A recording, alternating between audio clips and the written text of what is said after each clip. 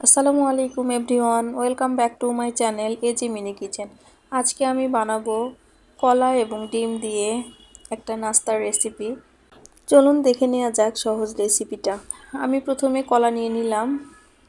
আমি 3টা কলা নিয়ে নিব। কলার সাইজটা ছোট, এই জন্য আমি 3টা কলা নিয়ে নিলাম। কলার সাইজ বড় হলে আপনারা 2টো নিতে পারেন অথবা কম বেশি যতটুকু পরিমাণ আপনারা বানাবেন ততটুকু নিতে পারেন। আমি কলাগুলো ছিলে নিচ্ছি।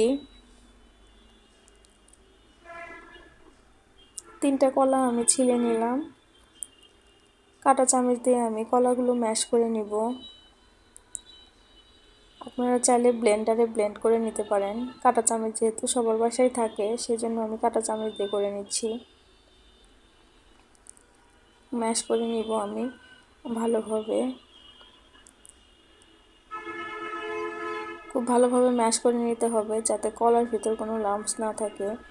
একটু চেপে চেপে আমি ম্যাশ করে নিচ্ছি।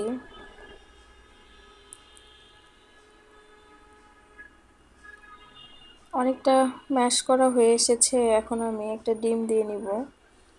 আপনারা পরিমাণ মতো 2টো ডিম দিতে পারেন। আমার কলা অনুযায়ী একটা ডিম লাগবে, আমি একটা ডিম দিয়ে নিচ্ছি।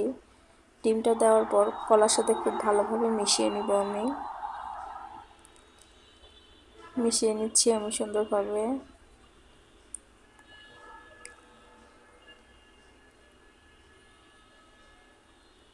ভালোভাবে মিশিয়ে নিতে হবে। কলাতে কোনো লাম্পস থাকলে সেটাও একটু চাপ দিয়ে ভেঙে নিতে হবে। মেশানো হয়ে এসেছে। আমি দিয়ে নিলাম পরিমাণ মতো লবণ। 1 কাপ চিনি আমি দিলাম। স্বাদ অনুযায়ী আপনারা চিনি দিবেন, যে যেমন পছন্দ করেন। আর যারা মিষ্টির সাথে লবণ খেতে পছন্দ করেন না, তারা লবণটা দিবেন না। আমি এখন চিনি খুব ভালোভাবে মিশিয়ে নিচ্ছি কলা ডিমের সাথে। চিনিটা দানাদার টাকা পর্যন্ত আমি এভাবে নেড়েচেড়ে মিশিয়ে নিব। হয়ে গেছে। আমি 1 কাপ ময়দা দিয়ে নিলাম, 1/2 চামচ বেকিং পাউডার। এখন আমি শুকনো উপকরণগুলো ভালোভাবে মিশিয়ে নিব। মিশিয়ে নিচ্ছি আমি। মেশানো হয়ে গেছে। এ পর্যায়ে আমি আগে থেকে জাল করে ঠান্ডা করে রাখা দুধ অল্প অল্প করে দিয়ে নিব। অল্প করে দিয়ে মিশিয়ে তারপর আমি আবার দেব।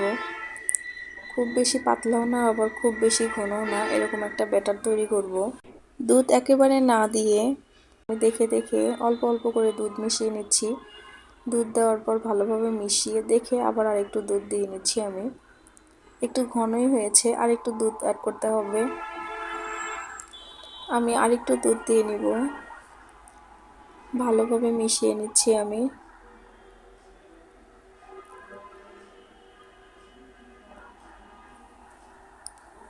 ভালোভাবে মেশানো হয়ে যাওয়ার পর হয়ে গেছে আমার মেশানো। এখন আমি চুলাতে প্যান বসিয়ে দিব। আমি একটু দেখিয়ে দিব কতটা মসৃণ হয়েছে এবং সুন্দরভাবে রেডি হয়ে গেছে আমার মিশ্রণটা। চুলাতে প্যান বসিয়ে আমি একটু তেল ব্রাশ করে নিলাম টিস্যু দিয়ে। দিয়ে নিলাম আমি 1 চামচ। একটু ঢাকনা দিয়ে ঢেকে 1 মিনিটের মতো আমি কুক করব। 1 মিনিট পর আমি উল্টে দিব। সুন্দর জালিদার হওয়া পর্যন্ত আমি একটু অপেক্ষা করব। জালিদার হওয়ার পর আমি উল্টে দিয়ে অপর পাশটা আমি 25 সেকেন্ডের মতো কুক করব, তারপর নামিয়ে নিব। এভাবে আমি আরেকটা দিয়ে নিলাম। এক পাশটা হয়ে গেছে, আমি উল্টে দিয়ে আরেক পাশটা একটু চেপে চেপে কুক করে নিচ্ছি। হয়ে গেছে, আমি এটাও নামিয়ে নিচ্ছি। এভাবে আমি বাকি কেকগুলো রেডি করব। এটাও আমার হয়ে গেছে, আমি নামিয়ে নিচ্ছি। খুব সহজেই কিন্তু হয়ে যায়। এটা কিন্তু বাচ্চাদের জন্য একটা হেলদি খাবার এবং বাচ্চাদের টিফিনেও দেওয়া যায়।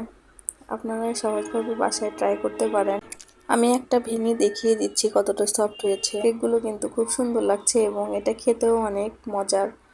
আশা করি সহজ রেসিপিটি আপনাদের ভালো লেগেছে। যদি ভালো লেগে থাকে তাহলে একটা লাইক দিবেন। এতক্ষণ আমার ভিডিও দেখার জন্য অসংখ্য ধন্যবাদ। আল্লাহ হাফেজ।